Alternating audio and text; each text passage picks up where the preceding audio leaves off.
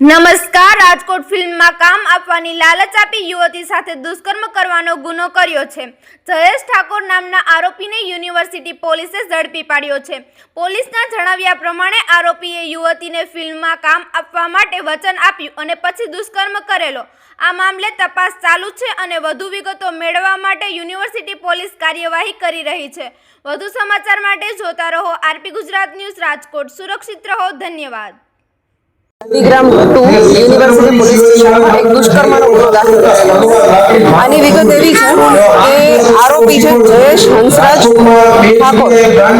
આ જયેશ હંસરાજ ઠાકોરે એક 15 વર્ષની છોકરી સાથે છેલ્લા 2 વર્ષની અંદર 15 થી 17 વખત દુષ્કર્મ આચરેલ છે.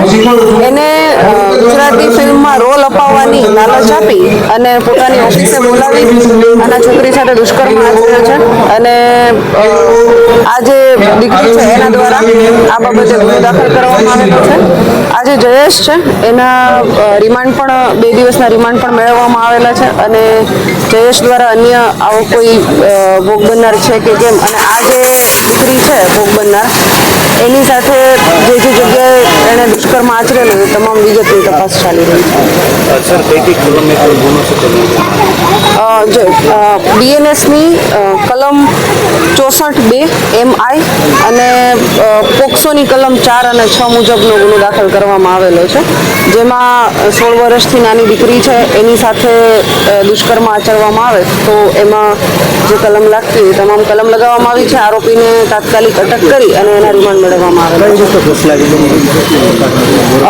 મેં કહ્યું એ રીતે કે ગુજરાતી ફિલ્મોમાં લાલચ આપી ગુજરાતી ફિલ્મમાં રોલ આપવાની અને દીકરીને એની ઓફિસે બોલાવી અને એની ઓફિસે અને સાથે એનું એક ફ્લેટ છે ત્યાં ફ્લેટે પણ બોલાવી અને એની સાથે દુષ્કર્મ આચરે.